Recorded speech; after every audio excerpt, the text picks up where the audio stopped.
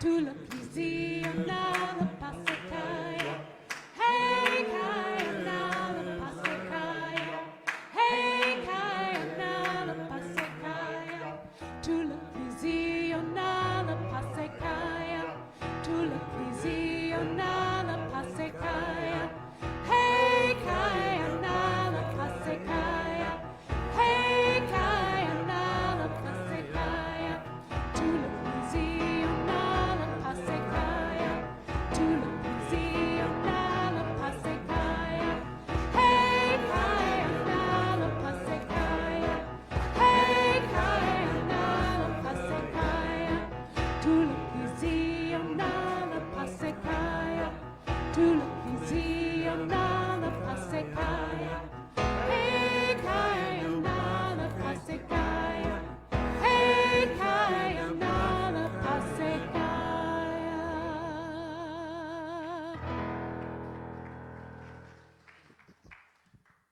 Well, good morning. What a great song to start our morning off with. And what language was that? That was Zulu. Zulu. So can I tell a story about Zulu? I didn't know you had one. I did.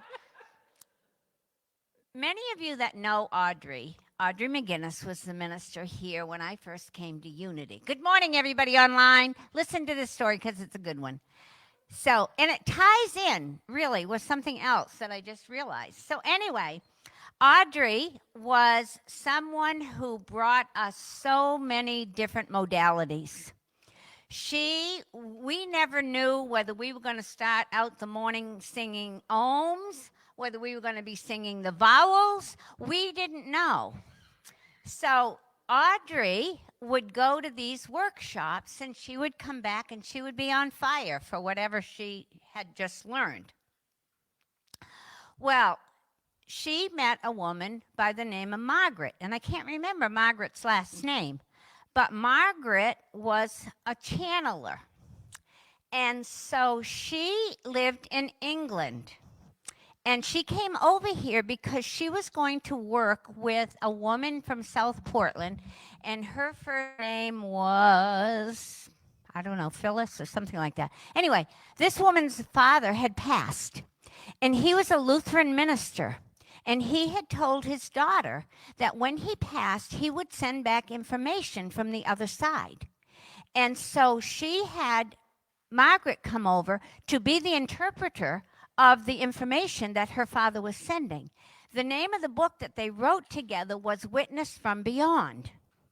And the people who knew her father when the book came out knew it was him because of certain things and certain idioms that he talked about and stuff. So they were very clear that this was the father. So while Margaret was here, I had a session with her. And she told me in that session that I had a Zulu big guy that was my guide.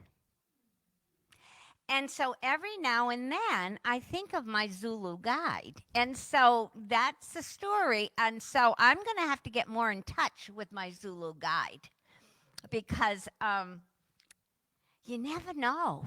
You never know. So what it ties into is Mary Reed coming next weekend. And Mary Reed is also someone who taps into the next dimension. So she's somebody that you're going to want to come and partake of because so much more. I was listening to something, actually it was Neil Donald Walsh. I may do the whole sermon right here. No. But Neil Donald Walsh is not anybody that I had any affinity to. When Conversations with God came out, that was not mine. Well, I watched him the other night on somebody was interviewing him, and I got a whole different perception of Neil Donald Walsh. And so why I'm saying that is because he talked about when he was first starting out and stuff, the stuff that he was talking about was not mainstream. But stuff now has become so much more mainstream. So the things that we're, that I'm interested in, and I know many of you are things that now science and spirituality are mixing together. And what we're and this book right here that we're using for our book group, this book right here is a great example of how we have to look at the belief systems that we're holding and how they no longer serve us. And so what are they keeping us from experiencing? So I don't know where that all came from, but good morning. Yes, I'm so grateful that you're with us this morning. And, weather, beautiful. 57 degrees when I came down. I actually turned my heat on 2 days ago just to take the chill off my house. So we're into October 1st, and now we're officially into fall. And this coming week, it's going to be summer. We couldn't get up to 80 degrees. So how crazy is that? So let us begin as we do by standing and singing together, or sitting, whatever you choose.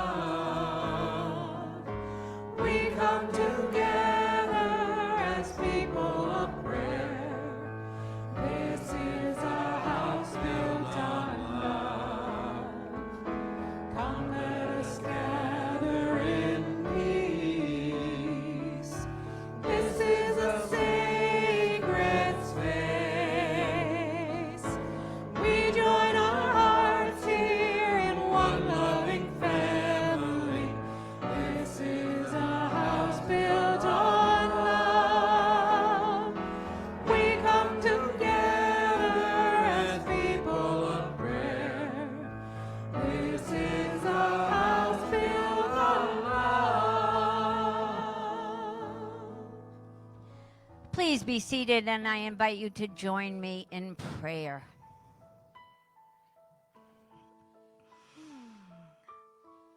Love is permeating this whole room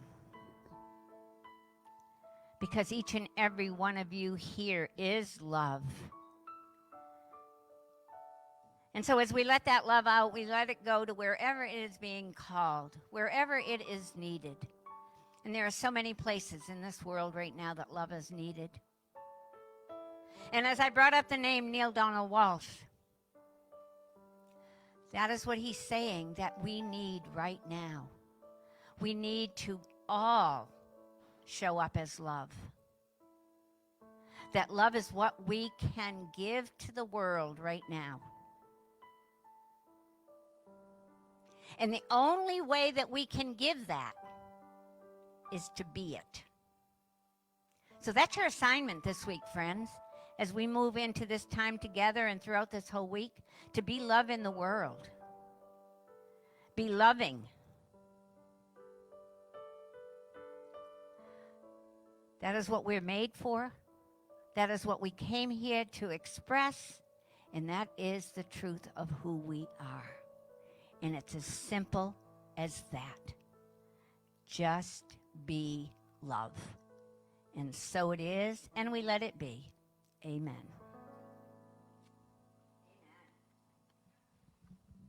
Well, now what? Now what? I guess the next thing is that invocation. So let us stand as we say together. Aaron, leave the doors open, hon. Thank you. Yeah. Let us stand as we say together our invocation. And if you don't want to stand, you don't have to. You don't have to do anything I tell you. Together, our invocation. There is only one presence and one power in the universe, and in my life. God, the good, omnipotent. One presence, one power operating in our life. Our vision statement is centered in divine love. We celebrate a spiritually transformed world. And I just shared with you in the opening prayer how that shows up. When we are being the love that we are, then we will see a transformed world. Our mission statement is Unity Center for Spiritual Growth reaches in to reach out through education, service, and creation of community. And the core values that we have, we are loving, we are accepting, we are authentic, we are transformative, we are soul-centric, we are compassionate, and we are welcoming. And that is the truth. And our community song? Community song is Into the World. There it is.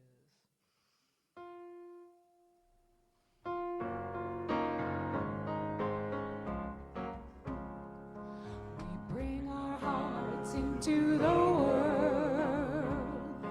We bring our hearts into the world. Trusting the way will be shown every day. We bring our hearts into the world. We bring our hearts into the world. We speak our truth into the world.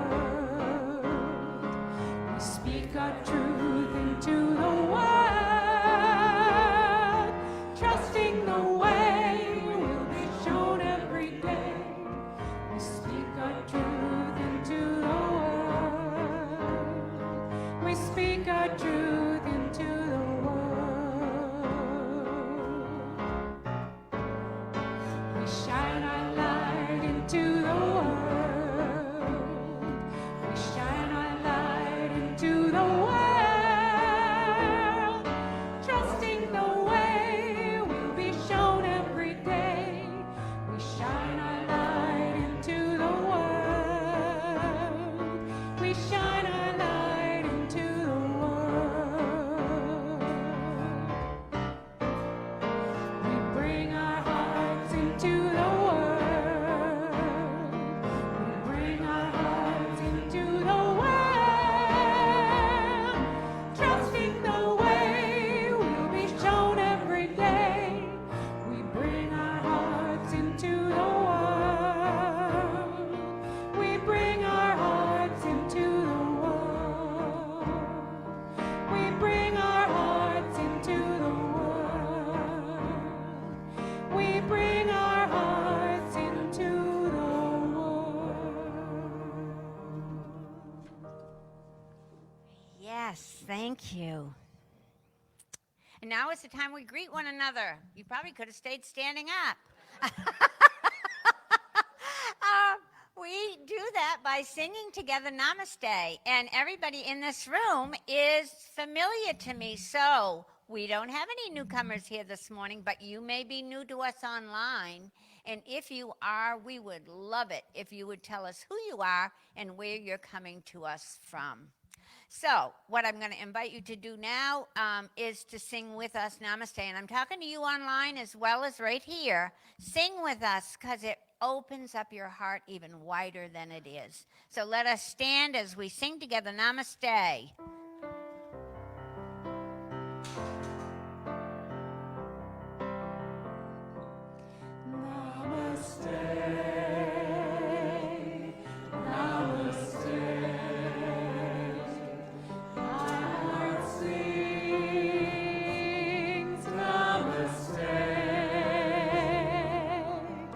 The Christ in me, there holds the Christ in you.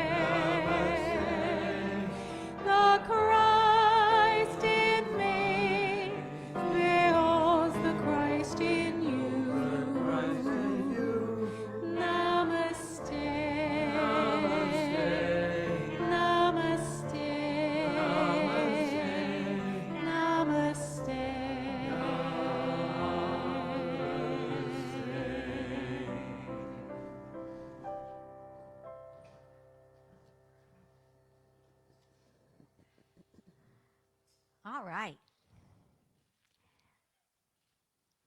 So you're all familiar with this because you've all been here many times before. But for those of you that may not be with us before, this is where I talk about the 5 principles that our teachings are based on. And the first one is that God is good and everywhere present. There is nowhere that you are that God is not, because we are not talking about a God outside of ourselves. We are talking about the Spirit that lives within us. The second one is that everybody is inherently good. Everybody has that spark of divinity within them. And I want to go back just a moment to what Neil Donald Walsh said yesterday. He talked about going into churches, and he says, one of the things that I say right up front is God will never forgive you. And he said, people get really irate, and some people even get up and leave. But what he goes on to say is that God will never forgive you because God doesn't judge us. There is nothing that we can do that is going to cause God to judge us, condemn us, do any of that. And so when we can realize that we are the emanation of God, then what a blessing it is to know that I don't have to judge you. Whatever you're doing is yours. You're on your path. And that's what he said. Everybody is on their own path. And so whatever that path is, it's for them. And I don't have to decide for them whether they're doing it right or wrong. So that is the core teaching of everything. Everyone is whole and complete at the core of their being. The third one is that our thoughts create our reality. So I want to use the judgment again. How do you feel when you judge? I was having a conversation with Don this morning, and he talked about having a bit of a judgment with someone. And when he realized it's not my business, it freed him up. So remembering that our thoughts create our reality. So have the thoughts that are going to give us freedom and liberation, not the ones that are going to hold us in and make us feel fearful, judgmental, angry, any of those. The fourth one is that we get in touch with all of these when we have a prayer and meditation practice. A prayer and meditation practice reminds us that we are loved. It reminds us that all I have to take care of is me, not anybody else. I don't have to decide for somebody else what's right for them. And boy, that can be hard sometimes. But when I have a prayer practice, then I get in touch with the truth of who I am and how am I going to live my life, not somebody else's. And then the fifth one, of course, is putting them into practice. How am I using these in my day-to-day life? And this is where I ask you, how are you using these in your day-to-day life? Anybody got a story they want to share? Come on down here, Connie. I can't wait to hear. Connie always has a great one. I'm sure. Thank you. No, I look like I'm all Eskimoed up here, but it's a little cool, warmer than I usually here. Good morning, everybody. Oh, good morning. So most of you know I've been coming here about 1.5 years now, and I've been on a healing journey and self-improvement journey for 30 years. This was not a new thing for me. But there's something about the energy of this place and these particular people in particular that has just amped everything up a little bit and made the growth go a little deeper and have bigger results. So try to make concise. I have been trying to use these principles with my life whenever tragedy strikes. I used to be highly anxious, so when something bad would happen, car would break down. Oh dear, what am I going to do? How am I going to do it? And I've always driven cars. My car's like 16 years old. I drive old cars. I buy them with 100,000 miles on them because I just haven't had a lot of money.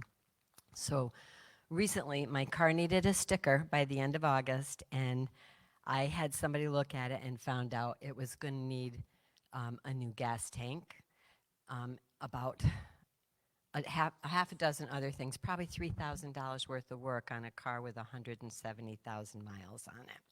I didn't have the money for that. I didn't think it was a good investment. And after the mechanic told me, I was sitting in the car thinking, this would have really rattled me before. And I just went, you know what, God? I can't figure this one out on my own. I'm just going to hand it over. You handle it. You'll figure out what to do, I'm sure. And I just let it go. And I did not worry about it. So telling people in my life and my kids. And so then I get a call. My 3 kids and the 3 children-in-law have decided they're going to pool the money to buy the parts, and my son-in-law, who's very handy, is going to do all the work and fix this car up for me so that I won't be without transportation, which I was very grateful for. I was just thrilled that probably that old Camry has another 70,000 miles in it if it's fixed up, right? So the girls invited me over for happy hour last night, and then they said they had a surprise for me, and I went in the house, and they had this YouTube thing on the television, and it was my daughter's up there.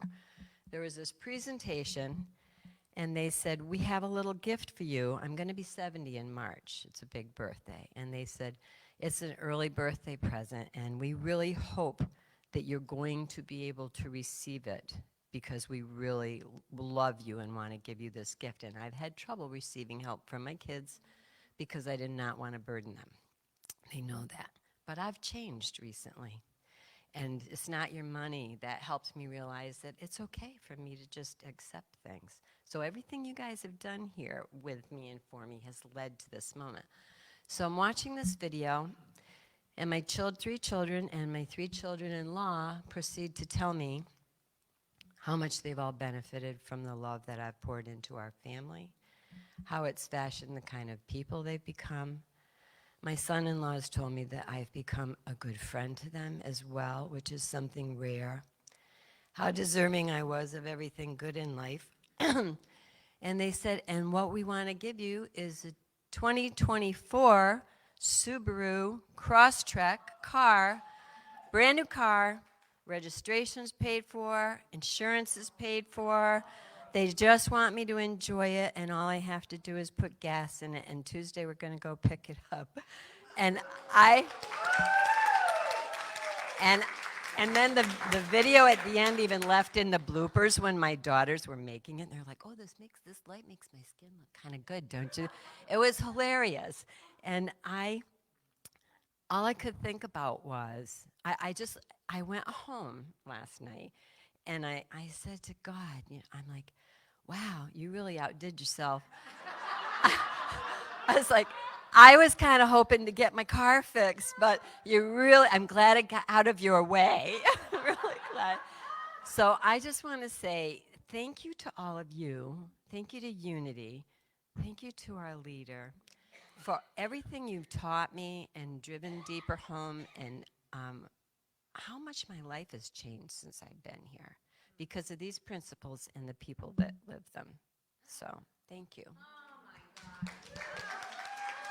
Oh, honey, I got to hear you. That is so amazing. Oh, my God. I have never owned a brand new car in my life. I've never had a car newer than 12 Now you do. God, I love it. I love it. Yes. I'm going to pass on anybody else at the moment because that story just needs to sink in. That needs to be, understand that, yes, we deserve to have whatever it is that we need. And getting out of the way, that was the key. Not trying to figure it out on your own. Oh, my gosh. That's the teaching for the day. Whew. Well, let's shift gears, because guess what today's daily word is? Prosperity. Now, I looked at who's doing the daily word, and I forgot who it was. Who in this room is doing the daily word today? Anybody know? Nobody knows? I can't remember. Well, go ahead, Todd. Come on down. Well, hey, yay. I didn't bring my glasses, so I'll do my best. Do they work? Sure. Those are sunglasses. Whoa. Nah. Made it worse. Sunday, October 1st, 2023. Prosperity. Practicing gratitude deepens my experience of prosperity. My life may be full of blessings. My family and friends, my home, my memories and experiences. But it can be easy to take it for granted if I focus more on what I'm missing rather than what I have. Being thankful, expressing my gratitude for my good, opens my heart, but it also opens my eyes to the many ways I am prosperous. I count my blessings, pausing to give thanks for each one. The more often I do this, the more feelings of gratitude will fill my heart, crowding out constricting feelings of scarcity, fear, or envy. From the serenity I feel in my heart to the peace that calms my mind, I am prosperous. As I greet each day with a prayer of thanks, my blessings abound. And from Psalms 36:8, they feast on the abundance of your house, and you give them drink from the river of your delights. Prosperity. Thank you, Todd. Yeah, nice job. Sign up. Sign up for another one. The new sheets are up for November. Okay, Dina, take it away. Thanks. The choir and I are going to take it away here. This is a song by Amanda Wilkinson.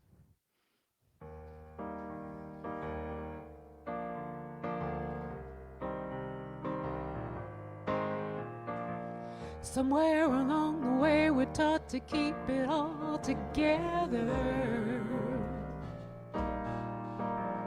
We mask the pain we feel inside to make everyone else feel better. You wrap your arms around yourself and bury all your sorrow. You can't hide from your emotions. They'll still be here tomorrow. If your heart won't let it flow, I want you to know it's okay to cry.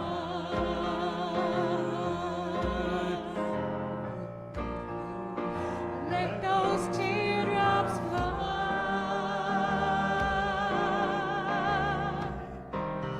Don't keep it all inside.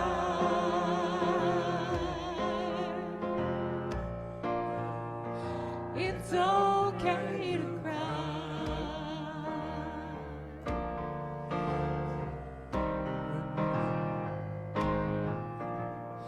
First you gotta fall apart to pick up all the pieces. If you don't learn to let it go, the pain inside increases. It takes more strength to hold it in than to give in and surrender. Why's the first thing that we learn the last thing we remember? Tears don't make you weak. If I could only make you see, it's okay to cry. Everybody's gotta hurt sometime. Let those teardrops fall. Don't even try to dry your eyes.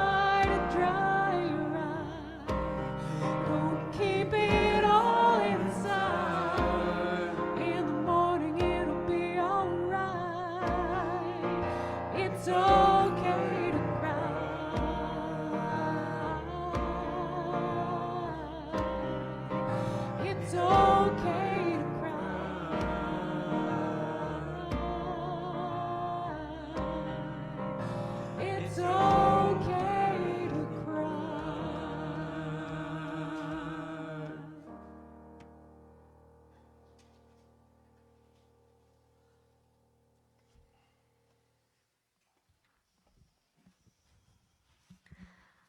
I don't know about you, but I'm feeling a little emotional right at this moment. Whew. Interesting that I'm talking about feelings today. As we continue with this book from Alan Cohen that just continues to speak so loudly to me. Gay Hendricks Gay and Catherine Hendricks are relationship coaches, and they've done a lot of work. And Gay says this: always, in every moment, embrace what is real inside yourself and focus on what is real outside yourself. So what I think he's saying there is, first we need to know what's going on in here before we look out there, which is not the way that I grew up. I was looking outside to figure out how I felt inside. And so this is the juxtaposition of turning it around. And I have to know what's going on in here before I want to look out here. And you know, as I say that, it's not an easy thing to do. And it's also kind of a tough concept to master. Because many of us have looked to the world to define who we are. And so who likes to focus on what is real inside them? If people knew what was going on inside of me, would they love me? Would they see me for who I really am? So I'm going to translate, or I'm going to help, or hopefully translate that to who likes to focus on what I'm feeling. Because that's the key here. What am I feeling? If I'm feeling hurt, who wants to sit with the pain that they may be having in that experience? For me, over the years, it's get out of that as quickly as I can. Do not spend time there. We will go to any lengths to hide from our feelings of pain and separation, from ourselves, our creators, and from others in our lives. So in researching this talk, I read an article from Susie and Otto Collins. Oh my God, I used to read them years ago. And you know, I keep everything on my computer. Holy cow, I have files that go back to 1996, 95, when I was in ministerial school. But anyway, I pulled up this file from Susie and Otto, and it says, it started like this. Our daughter took our grandson to his friend's birthday party this weekend and was struck by the atypical conversation among the adults. They were discussing personality types and feelings. Not your normal conversation at a party for 5-year-olds or 55-year-olds for that matter. In our society, it is rare for a group of people who don't know each other well to feel safe enough to have a discussion about feelings. Most people go to any lengths to hide or deny their feelings about their lives, their work, their relationships, and most things that matter to them. Now, this was probably back in the early 2000s when they wrote that, but I don't know if it has changed that much. I think still we're pretty careful not to let people know what we're really feeling. Psychiatrist Dr. David Viscott, in his tape series Emotional Resilience, says, if we were to live honestly, our lives would heal themselves. If we were to live honestly, our lives would heal themselves. He explains how he helps people heal by helping them find ways to acknowledge their true feelings about past, current, and future events that trouble them. And again, this is something that we have not learned how to do very well. We have not learned how to excavate what is going on within us and really take a look at it to see if it's true or not. So this leads us into this week's discussion of Dare to Feel. In the opening chapter of this book, Alan makes a very important point as he shares a story of being with his friend Corey. And Corey was distraught. Everything seems to be changing so quickly, she said. She was in the midst of a divorce. Her kids are in the middle of it. They're growing up too quickly. All these things are going on in Corey's life. And she says, I don't know why this is all happening. I feel so overwhelmed. I've never felt so alone in my life. So here's someone sharing openly about their feelings, and what happens next is so telling. And I'm sure that many of you, if you're at right now, have been right where Corey is at some time in your life. And how did you deal with those feelings? What happens next in the story is really important. As Corey is sharing with Alan, a tear starts to run down her face. She's getting in touch with her feelings, crying, just what the song was talking about. Alan relates, quick to help, I took out a tissue and started to wipe her tear away. I tried to reassure her. Don't worry, it will turn out okay. This is just a time of change you're going through. Corey does not turn to look at Alan, but spoke to him directly. And Corey's message is for all of us. She said, I know that may be so, but can't you let me be touched by life? These are important transitions for me. I need to feel them in the deepest way. I just can't gloss over these feelings and try to distract myself from the pain. Even though these experiences hurt, they are connected to important lessons for me. Please allow me to feel what I'm going through. Here's the takeaway. She needed to master the lesson. And Alan said, my job was not to rob her of this meaningful experience. And here's a lesson for all of us. He said, I was uncomfortable watching her weep. I was uncomfortable watching her weep. And that's what happens. Leroy and I used to do some classes in attitudinal healing. And part of attitudinal healing is letting people share what's going on with them and not having any direct conversation with them unless they ask. And if we don't let people have their opportunity to go deeper, that's where they're going to get to the answer. But if we don't allow that by interrupting, because the moment that you hand somebody a Kleenex or touch them, they shut down. They stop. And part of that is an old belief system of, I'm not supposed to let my feelings show. I'm not supposed to be in touch with my feelings. I'm not supposed to cry. Big girls don't cry. Big boys don't cry. So the key here is, who's having the issue?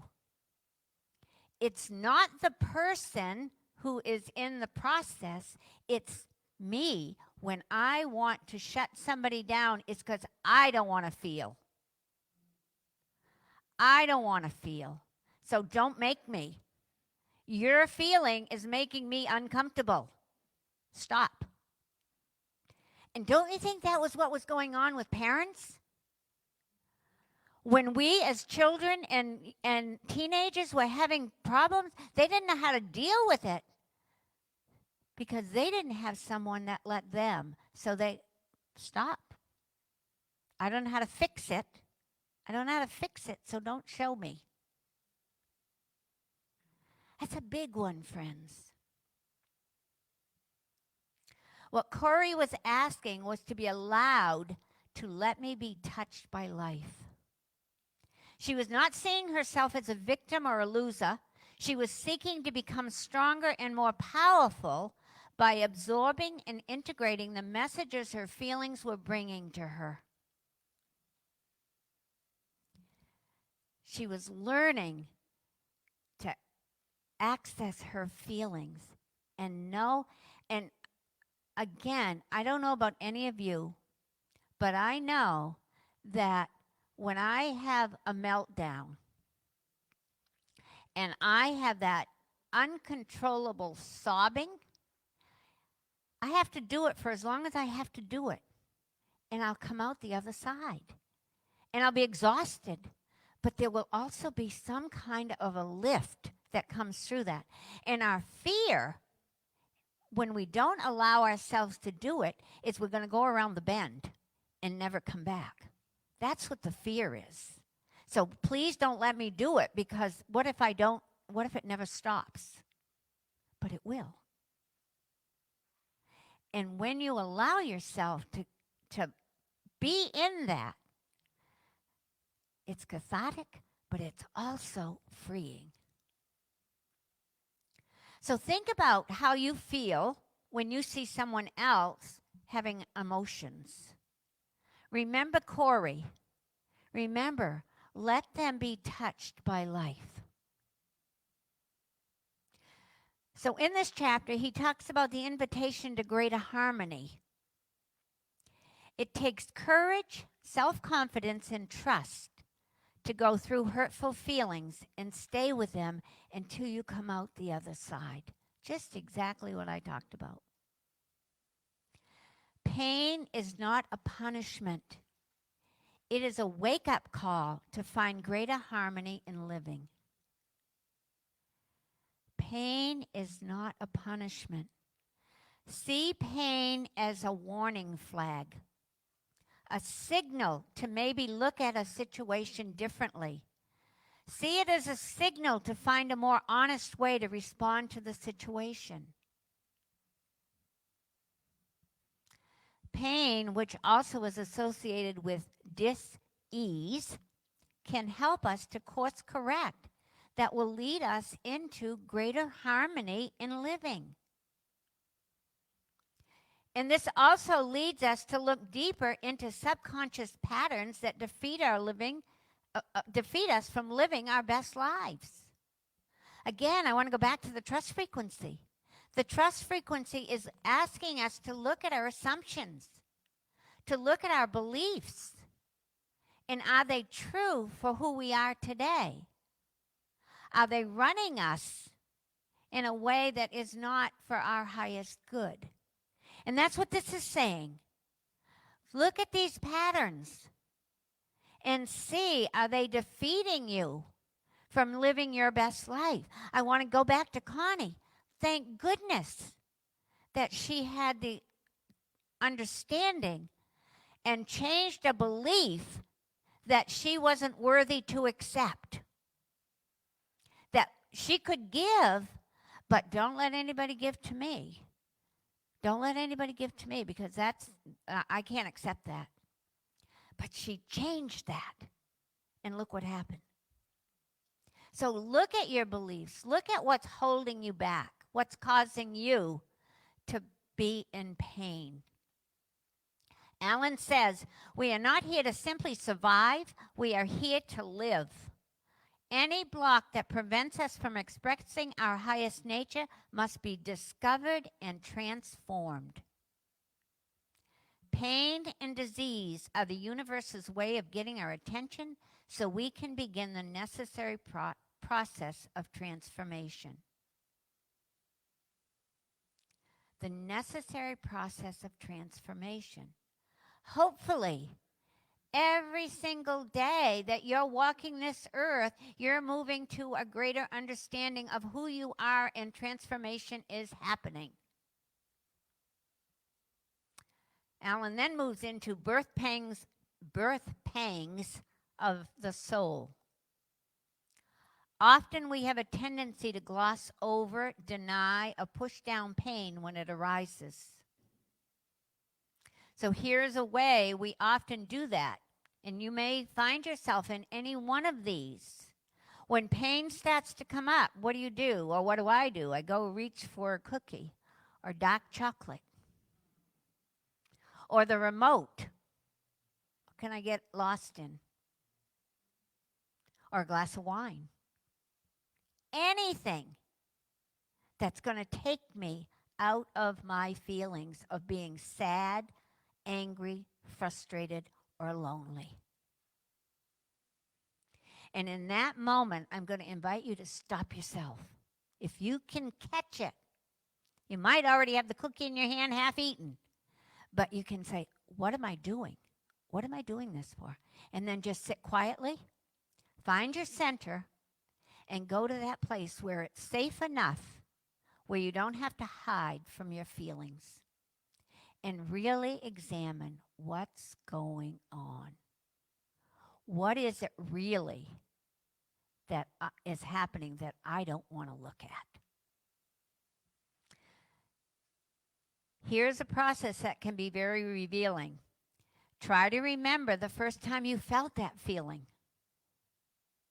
When I was doing coaching and going through coaching school, when we wanted to dismantle a belief system, we were asked to go to the first time we felt that. When was the first time that we felt this particular thing? Who was there? What was going on? What conversation was going on? Get to the core. And then you can look at, oh my God, that was when I was 5 years old. I'm 78. Why am I still living through that belief? This is going to take some discipline because our ego wants to hang out in comfort land. Our ego wants to be able to be in control, and our soul calls us to our purpose. Who's going to win? Alan says, our spirit wants to grow and come closer to real happiness, even if it means cracking the shells in which we've been encrusted. What a visual that is. He goes on to say, when such a breakthrough comes, the immediate effects may seem chaotic, but the more enduring result is greater freedom. You are in the process of bringing your soul to birth. While you may experience sharp pangs in the delivery, when you hold your child in your arms, you will forget the pain and bless the entire experience as helpful. How many of us in this room that are mothers remember that birth pain? I don't remember the pain. I don't remember the pain. And why do we go back and do it over and over again? So what feelings are calling to you for attention or expression? And what fears have held you from acknowledging these feelings? And this is a good one. Release the hidden splendor. It's from A Course in Miracles that we're reminded we are not here to seek and find love, for that is what we already are. If we were fully aware of this, what a different world we would be living in. And that is exactly what Neale Donald Walsch was saying. We are already that which we are seeking, and that is love. So I'm going to get a little personal here. So most of you know that Leroy and I, both of us, when we got together, it was our third relationship, our third marriage. In the first two marriages, as I was thinking through this talk this week, I was looking for someone to fill me. I was looking for someone to love me because I didn't have that for myself, or I didn't access that for myself. But it wasn't until Leroy that we both realized that we were here as two equal partners, whole in ourselves, not looking to fill the hole that each other had. And that didn't happen immediately for me. And I'll tell you, and some of you, I've said this before, I can remember so clearly Leroy saying to me, "I love you, Pat," and me saying, "I can't feel it. I can hear the words, but I can't feel it." And it took a long time for that feeling to thaw out, because I had blocked. I had been in a relationship that was very emotionally and physically abusive. So what I did is I would just go down to the 7-Eleven in my head. I knew how to leave my body. And that was where, my body was frozen. So of course I couldn't feel. And it took a long time for us, and he was so patient with me. Oh my God, I can't tell you how patient he was. One night I can remember, 3 o'clock in the morning, we're still having this discussion, and he's rubbing my throat, saying, "You can say it." I couldn't say what I wanted to say. It was so hard. But he was the right person to help me thaw out. And so we have to remember that life has given me, for me anyway, life has given me opportunities now to get in touch with what my hidden splendor is.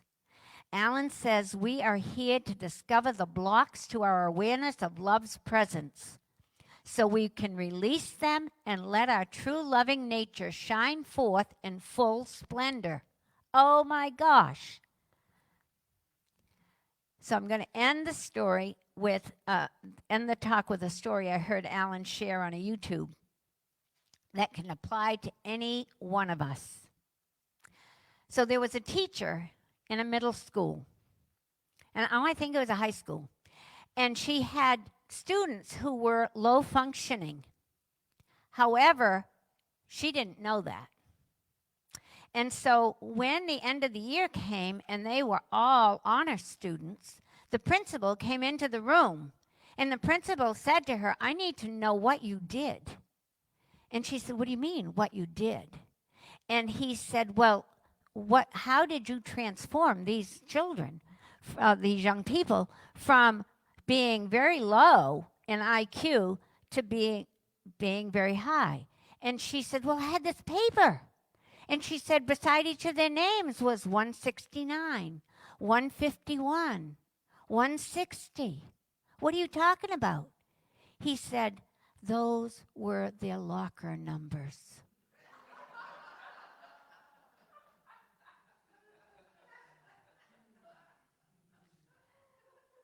She didn't know that.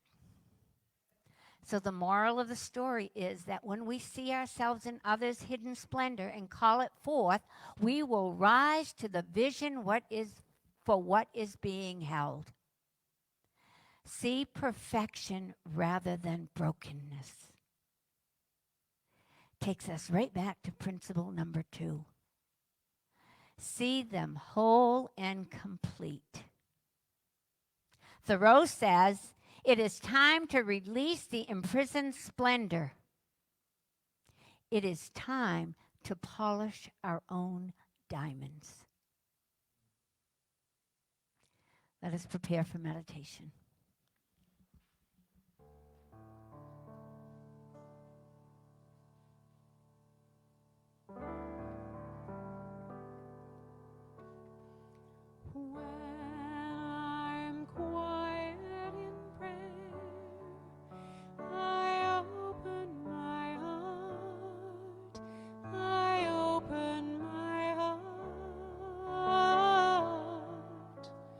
When I'm quiet in prayer,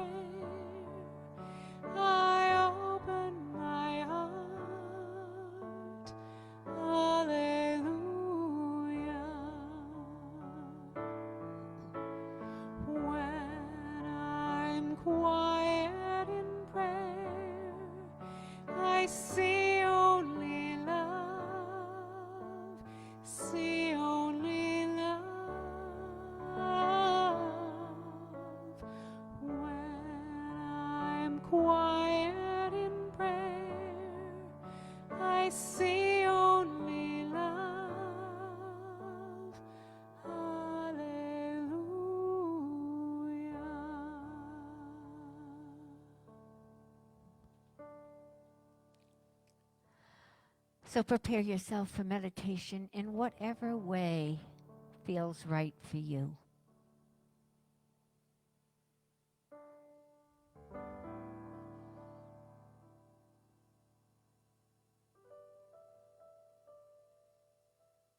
And as you continue to breathe, allow your thoughts to drift away like leaves on a gentle stream. Watch those leaves just going downstream.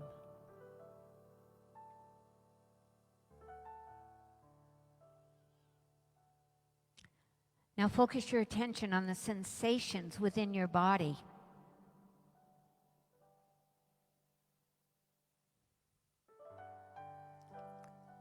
Feel the weight of your body pressing into the surface beneath you.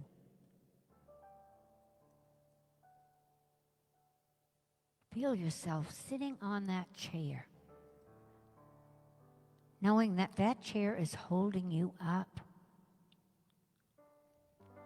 but it's also grounding you in this moment.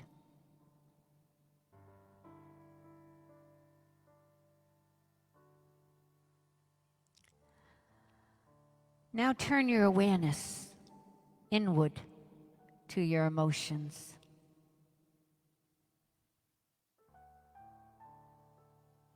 As I've said, we often suppress or ignore our feelings. We do that because we fear the intensity they may bring.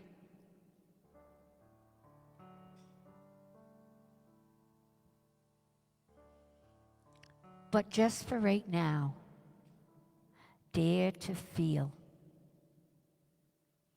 to embrace the full spectrum of your emotions without judgment.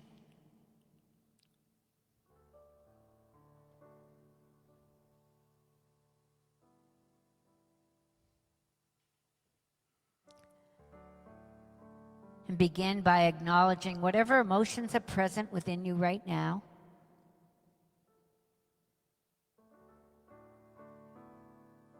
You may be feeling joy, maybe sadness, anger. Did something happen before you came here this morning?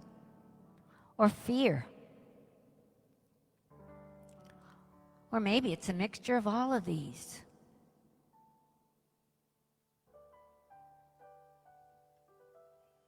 There is no right or wrong emotion. Every feeling is valid. Every feeling serves a purpose in our lives.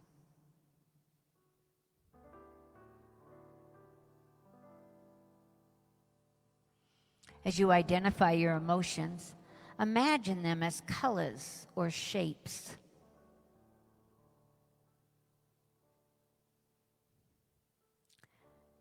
Picture the vibrant hues of joy. Maybe the deep blue of sadness. Oh, the fiery red of anger.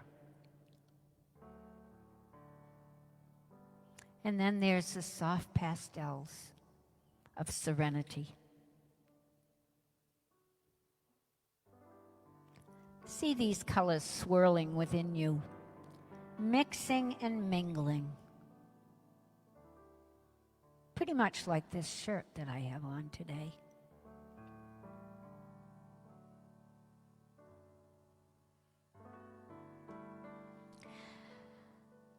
Now, gently guide your focus to the emotion that calls out to you the most. Without resistance, allow it to expand within you.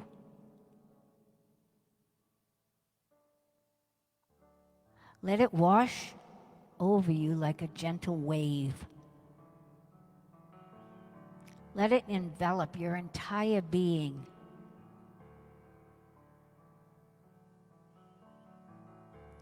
Feel it in your chest, in your belly, every cell of your body.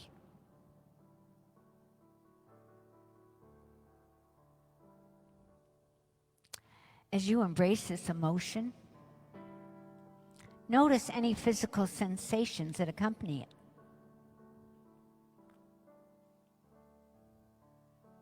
Is there tension or relaxation in certain parts of your body?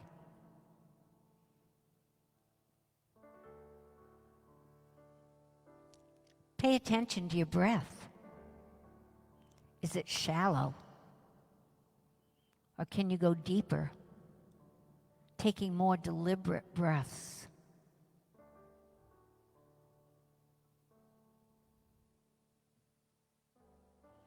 Allow yourself to fully experience this emotion without trying to change it or push it away. Remember that emotions are like passing clouds in the sky of your inner world. They come and go, and their intensity diminishes when you give them space to be.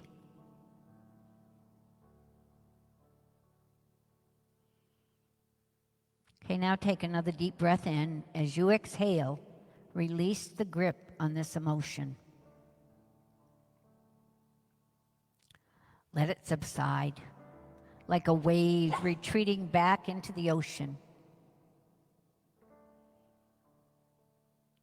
Feel a sense of lightness and spaciousness in its wake. Continue this process with any emotions that arise within you. As you go through your week your days this week, pay special attention to what emotion is wanting your attention.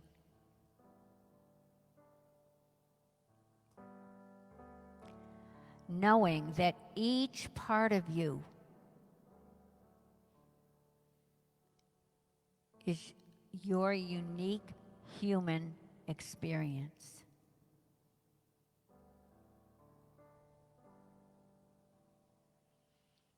So as we begin to bring this time to a close, take a moment to express gratitude for your capacity to feel and the wisdom that emotions bring into your life.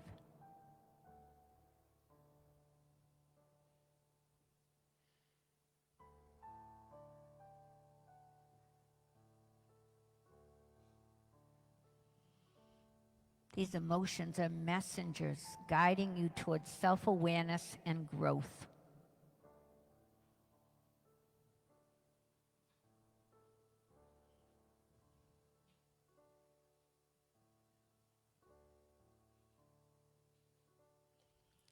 So when you're ready, open your eyes, carrying with you the awareness that you can always dare to feel, to embrace the richness of your emotional landscape, and to find strength and healing in your vulnerability.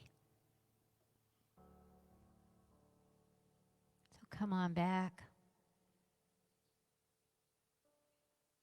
And to that we say, Amen.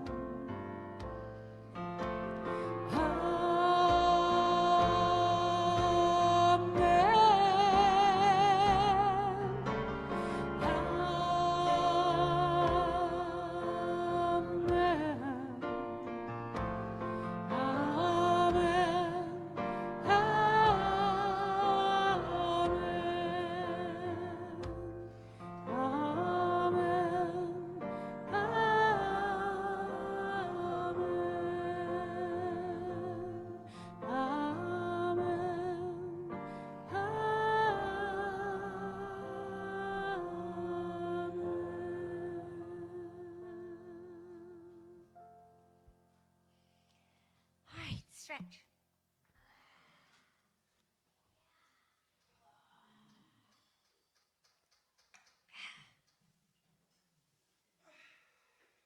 Who's our prayer partner today? There's three of you sitting right side by side. Which one is it going to be? All right, Jacqueline's going to be our prayer partner today. Also, today is potluck, and a healing service will be starting in here about 11:45. How many of you noticed the new parking lot? Woohoo! Yes! Is it not beautiful? Okay, well, we're still taking donations. If you would like to donate $66, we will be happy to receive it. No men's group this month. Todd and Sue are on their way to Florida to help Todd's dad move back to New York. So be back on track in November. Our online book group is still open. There will not be a group this coming Tuesday because I have a conference going on, but we will be back in session next Tuesday, a week from this Tuesday, and you can still join us. The books are in the bookstore if you'd like to get one. It's a great group, and it's a great book. I mentioned earlier that Mary Reed will be here next week. She'll be standing right here on this platform next Sunday, and she'll be doing a workshop on Saturday from 2 to 5, and then she has different events happening throughout the whole weekend. So check it out in Heart Thoughts or on our website. Make sure you get to one or two of them at least because you will want to. Women's group this month is October 12th. It's a Thursday, and it will be at 6:30, and I'm not quite sure what the topic will be, but we'll find out. Come, it's going to be mystery. Simplifying your strategies, your spending and saving strategies. This is a public service that I feel that we can offer to not only our community, but to the greater community. And this is with Tracy Cunning, who is a financial advisor at Edward Jones and Gray. And she will be here on the 17th. It's a Tuesday evening at 6:30. And she will be sharing how you can start to prepare, or if you're having some financial things you want to get straightened around, she'll be here to help you with that. So bring your friends. Again, it's open to everybody. Again, it's a wonderful way to bring friends into the building before they ever come to a Sunday service. How many of you came here before a Sunday service for something else? Yes. See how that works. Okay, I will tell you right now, we have a wait list going for the women's retreat. If you're interested in being on that wait list, please let Cindy know. She's right back there. She'll be in the bookstore today. We're on our way down this afternoon to Ferry Beach to take a look at another building. Hopefully we can open up for more. So it's a wonderful thing to be full, but we don't want to have anybody left out. So we're working on that. But so get your name on the wait list if you haven't already signed up. And so those are the things that are happening. And of course, always check Heart Thoughts. Always check our website. We try to keep everything as current as possible. So now is a time that we have our gratitude walk.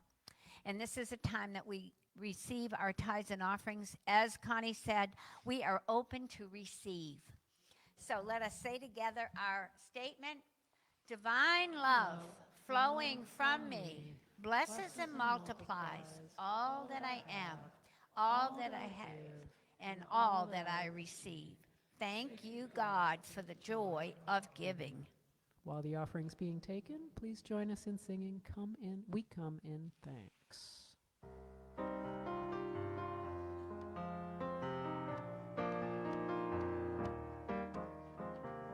We come in thanks, hearts lifted high, spirit within, we can't deny. We come in thanks, love in our hearts, knowing in love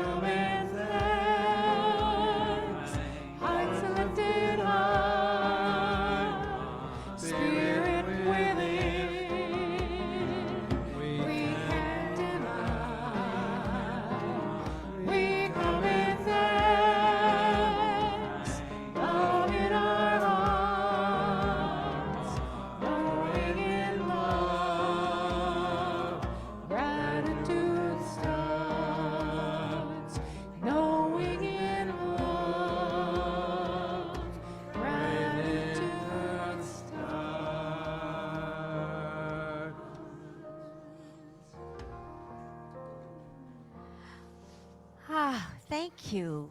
Thank you, thank you. This is our choir this week. Miss Elizabeth, you look very nice up there with these gentlemen.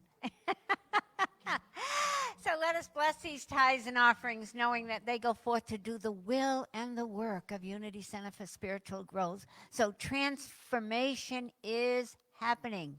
And so that is so good, and we are so grateful, and so it is. Amen. And now let us sing together our peace song.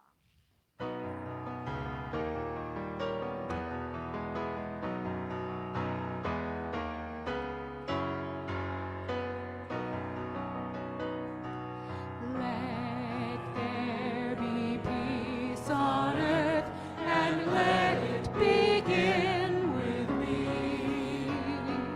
Let there be peace on earth, the peace that was meant to be, with God as the one source, united all are we.